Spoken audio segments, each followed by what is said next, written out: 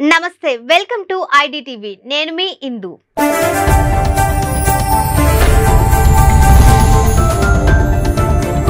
IDTV మన ఉనికి మన వాణి రామగుండం మనుగురు రైల్వే స్టేషన్ల మధ్య ప్రత్యేక రైల్వే కోలో కారిడార్ ఏర్పాటుకు కేంద్రం నోటిఫికేషన్ జారీ చేసింది. ఇందుకోసం భూసేకరణ చేపట్టాలని ఆదేశించింది. సింగరేణి గనులు విస్తరించిన ప్రాంతాలని కలుపుతూ నిర్మించే ఈ ప్రాజెక్టు అంచనా వ్యయం 2911 కోట్ల రూపాయలు. ప్రస్తుతం బొగ్గును కాజీపేట మీదుగా రవాణా చేస్తున్నారు. ఈ కొత్త లైన్ నిర్మాణం వల్ల దూరం తగ్గడంతో పాటు బొగ్గు రవాణా వ్యయం కూడా తగ్గనుంది. నిర్మల్ జిల్లా సారంగపూర్ మండలం రాణాపూర్ వద్ద బుధవారం అర్ధరాత్రి 12 గంటలకు ఆదిలాబాద్ నుంచి హైదరాబాద్ వెళ్తున్న ప్రైవేట్ ట్రావెల్ బస్సు అదుపు తప్పి బోల్తా పడింది. ఈ ప్రమాదంలో ఆదిలాబాద్కు చెందిన పరహానా మృతి చెందగా 25 మందికి పైగా గాయపడ్డారు. గాయపడిన వారిని నిర్మల్ ప్రభుత్వాసుపత్రికి తరలించారు. ఇందులో 3 పరిస్థితి విషమంగా ఉంది. కాగా బస్సులో సుమారు 50 మంది వరకు ప్రయాణిస్తున్నారు.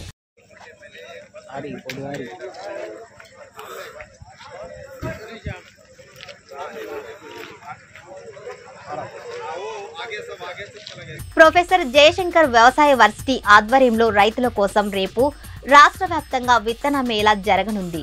16 పంటల్లో 67 రకాలకు చెందిన 12,000 క్వింటాల నాణ్యమైన విత్తనాలు అందుబాటులో ఉంటాయి.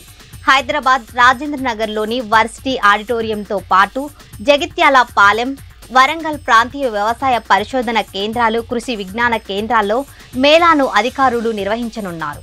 లోక్సభ ఎన్నికల ప్రచారంలో భాగంగా కాంగ్రెస్ పార్టీ ప్రధాన కార్యదర్శి ప్రియాంక గాంధీ జార్ఖండ్లోని రాంచీలో పర్యటించారు. ఈ సందర్భంగా ఆమె స్థానిక మహిళలతో కలిసి సాంప్రదాయ నృత్యం చేసి ఆకట్టుకున్నారు. తన స్టెప్పులతో కార్యకర్తల్లో జోష్ నింపారు.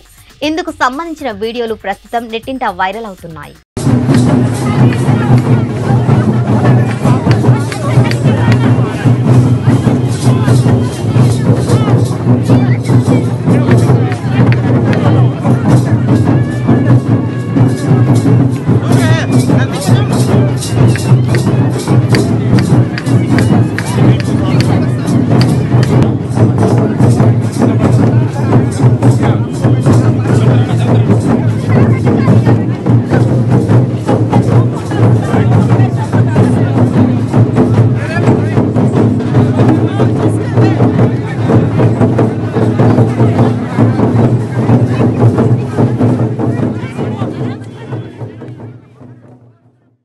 బెంగళూరు పోలీసులు భగ్నం చేసిన రేవ్ పార్టీలో తెలుగు నటీనటులు కొందరు ఉన్నారు అంటూ ప్రచారం జరిగిన సంఘటన తెలిసిందే. ముఖ్యంగా హేమ ముందు నుంచే హాట్ టాపిక్ అవుతూ వస్తోంది. అయితే ఈ పార్టీలో నటి యాంకర్ శ్యామల కూడా ఉందంటూ సోషల్ మీడియాలో ప్రచారం జరుగుతోంది. ఈ నేపథ్యంలో యాంకర్ శ్యామల క్లారిటీ ఇచ్చారు.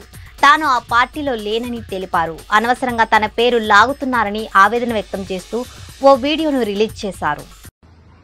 అందరికీ నమస్కారం. బెంగళూరు రేవ్ పార్టీ, అసలు ఆ పార్టీ ఎప్పుడు జరిగిందో, ఎక్కడ జరిగిందో, అక్కడ ఎవరెవరు ఉన్నారో నాకు అసలు ఏమీ తెలియదు. కానీ అందులో నేను కూడా ఉన్నాను అంటే ఒక ఛానల్ నా పైన దుష్ప్రచారం చేస్తున్నారు, అసత్య ప్రచారం చేస్తున్నారు.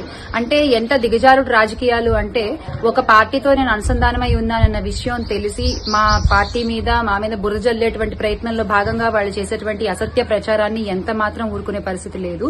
వాళ్ల మీద న్యాయపరమైన యాక్షన్ తీసుకోవడం జరిగింది. వాళ్ళ మీద డిఫమేషన్ ఫైల్ చేయడం జరిగింది. సో కానీ జర్నలిస్ట్ అనేవాళ్లు నిజాన్ని నిర్భయంగా చెప్పగలిగే వాళ్ళు అయి ఉండాలి. అంతేగాని ఇలా అసత్యపు ప్రచారాలు చేసేవాళ్లు కాదు.